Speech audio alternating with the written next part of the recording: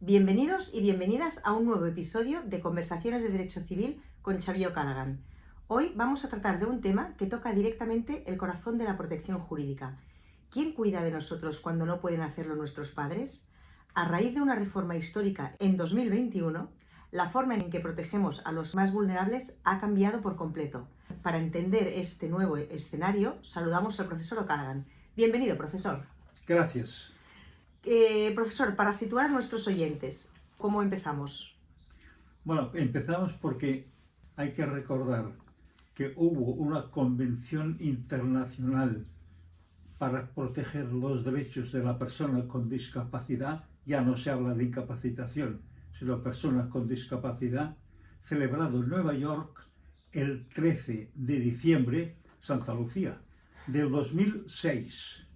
Y esto se ratificó por España por ley del 2 de junio del 2021, en que no es una ley que regule los derechos de la persona con discapacidad, sino que reforma el Código Civil en todo lo que se refiere a estas personas y otras muchas leyes. Pero hoy vamos a hablar de un tema muy concreto. La figura de la tutela y luego las medidas de apoyo a la persona con discapacidad.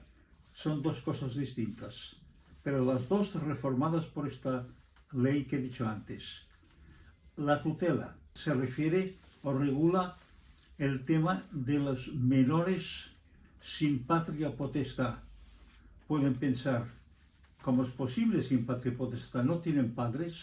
Precisamente, los menores que no tienen padres, motivo más fácil, porque han muerto. En el caso de con poca diferencia de tiempo o al mismo tiempo, por ejemplo, en un accidente. Con lo cual, el menor queda sin patria potestad, sin padre y sin madre, ni perrito que le ladre. No lo iba a decir. Y cuando pasan estas situaciones, ¿quién prevé la tutela? ¿Quién pone a la persona que se ha de encargar de estos menores de edad? La puede promover la persona que tenga conocimiento o bien las personas que puedan ser futuros tutores o bien simplemente la persona que tiene una guarda de hechos sobre este menor sin patria potestad, los cuales lo pueden alertar al juez o al Ministerio Fiscal.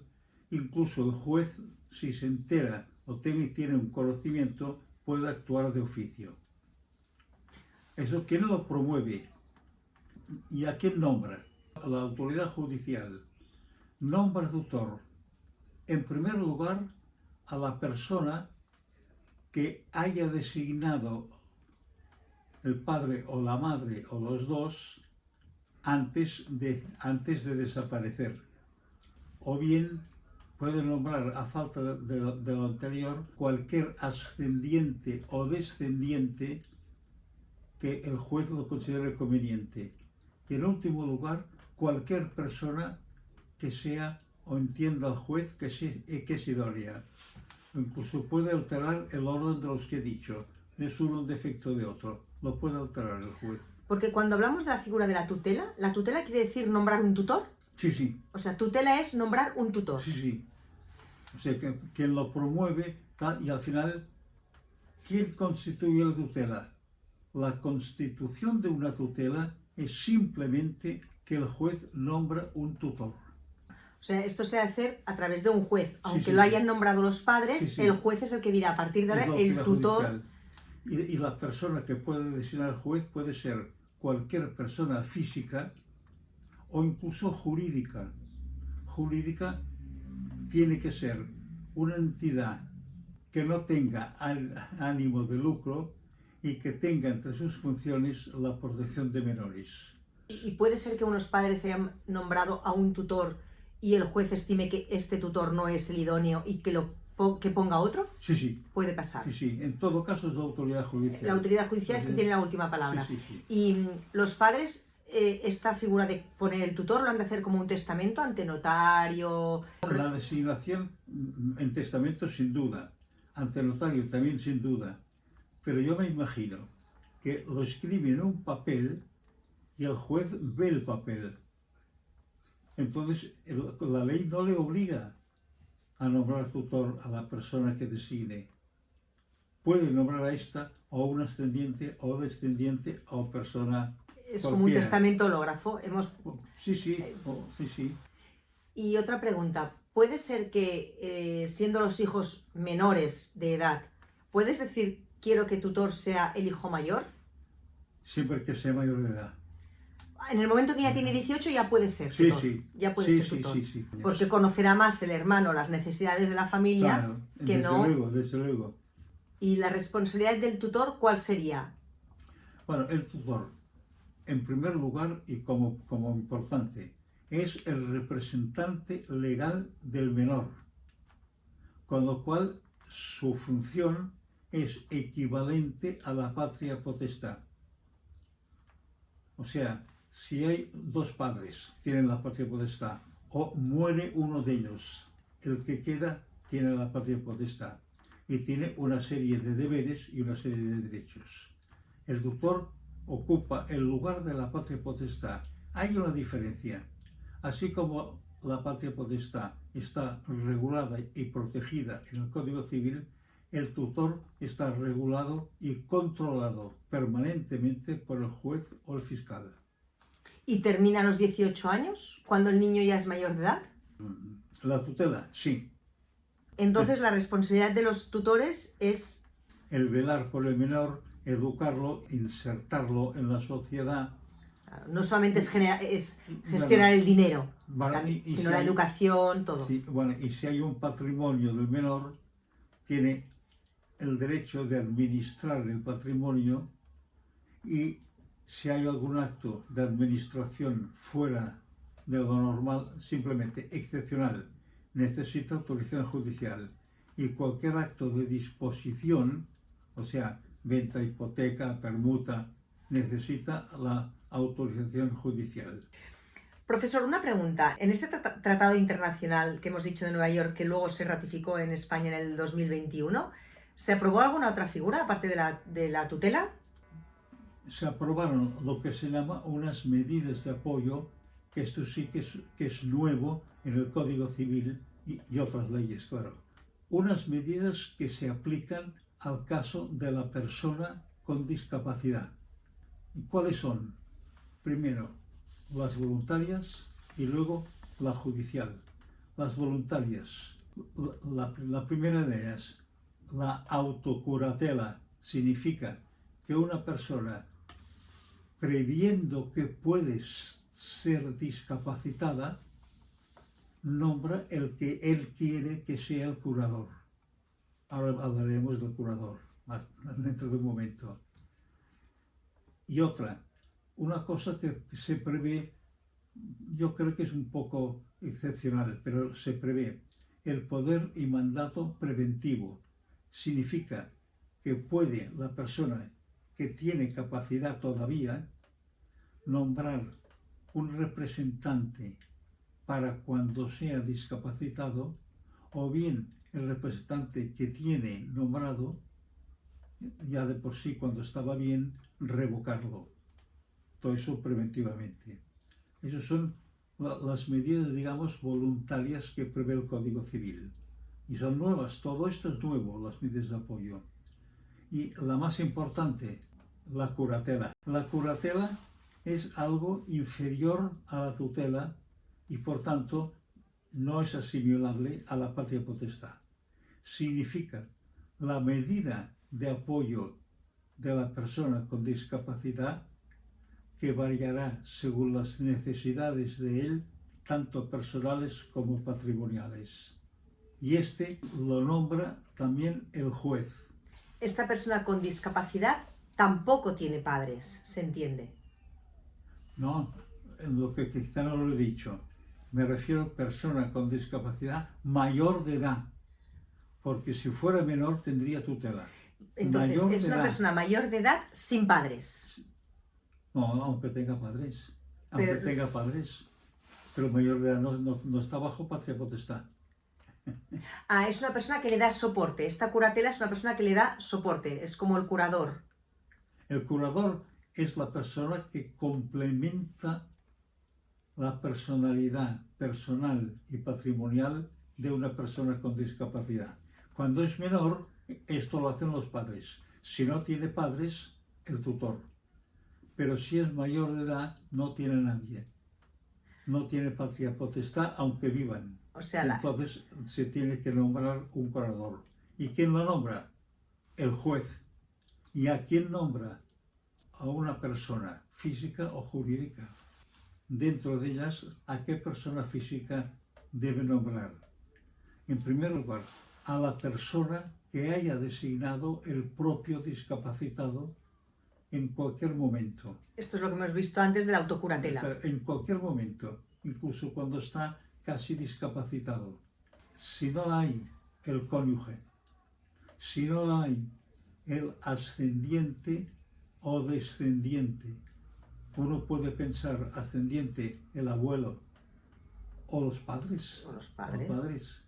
o descendiente, que sea un hombre anciano y tenga hijos ya mayores de edad. Y en último lugar, como he dicho, como he mencionado antes, cualquier persona física o jurídica. En todo caso, el autoridad judicial puede nombrar a cualquier persona o puede alterar el orden. No es un orden que ordena y que manda la ley. La tutela es nombrar al tutor y la curatela es nombrar al curador. Exacto. De acuerdo. Entonces, el ejercicio, el curador no es el representante de la persona con discapacidad. Simplemente tiene que velar por ella personalmente y patrimonialmente. Personalmente es alimentos, educación, tratamiento médico si hace falta, etc. Todo personal. Patrimonial, administrar los bienes, y si se aparta de la administración porque es muy importante o quiere disponer, necesita autorización judicial. Lo importante es pensar que el curador nunca es un representante, es una persona que apoya a la persona con discapacidad en la medida en que ésta lo requiera. Y siempre con la autorización judicial. Cuando sea algo que se aparte o que exceda de la normalidad. De la normalidad. Y esto es, ya estamos viendo cuando hay alguna circunstancia especial, cuando es menor de edad está clarísimo, que es el tutor a falta de patria potestad, pero hablando de personas con discapacidad, ¿qué pasa cuando hay gente que ya hace de curador sin tener el cargo por la autoridad judicial? Personas que lo hacen ya de motu propio, como si dijéramos. ¿Esto existe? Sí. Porque hay veces que no ha sido la autoridad judicial. Lo que se llama en el Código Civil la guarda de hecho. Y la guarda de hecho puede ser de un menor que no tiene ni padres ni tutor, simplemente está en una casa, y de una persona con discapacidad. Si se trata de una guarda de hecho de un menor, entonces cuando tiene conocimiento el juez, no le priva del cuidado del menor, simplemente pide informes de la persona y del patrimonio. Y entonces o lo ratifica simplemente, es decir, lo deja estar, o simplemente promueve o la tutela si es menor o la curatela si es mayor de edad. De acuerdo. Hay una cosa que podría haber comentado al principio, es la guarda de hecho, en general, o sea, el ejercicio de hecho de un derecho que no se tiene, es decir, el tutor que no ha sido nombrado no es tutor, el curador que hace de curador no ha sido nombrado curador, simplemente ejerce un derecho, una situación de que no es titular. ¿Y se regula por el derecho? ¿Se regula? No, simplemente se controla. O se controla a posteriori, no a priori. ¿De dónde ha salido esto? Como tantas cosas del derecho romano. Y en las fuentes se cuenta que un esclavo, el esclavo por definición no era persona, carecía de personalidad jurídica.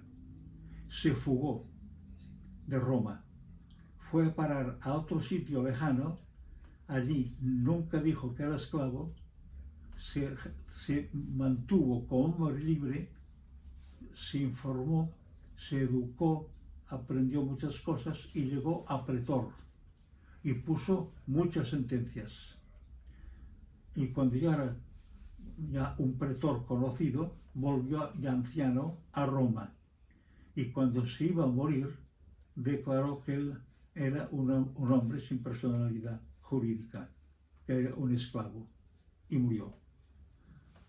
Pregunta: ¿y qué hacemos con las sentencias que dictó? Entonces se dijo: no, ha ejercido de hecho un derecho de que no era titular. Vamos a darle valor a posteriori, no a priori. Bueno, ya he hablado en general. La guarda de hecho del menor ya la he contado. Y la del discapacitado, pues lo mismo. Es la persona que, sin ser nombrado curador, no tutor, curador, o incluso tutor, sin ser nombrado, ejerce de curador las funciones que haría un curador, o sea, apoyándolo en las cosas que pueda. Nunca tendrá la responsabilidad, porque se tiene solamente de derecho, pero lo puede cuidar personalmente y patrimonialmente en la medida que pueda, y siempre que respete la voluntad, siempre que sea capaz de emitirla, del discapacitado. Ya hemos visto todo el capítulo, yo creo, ¿no, profesor? ¿Nos ha quedado alguna cosa? Yo creo que no.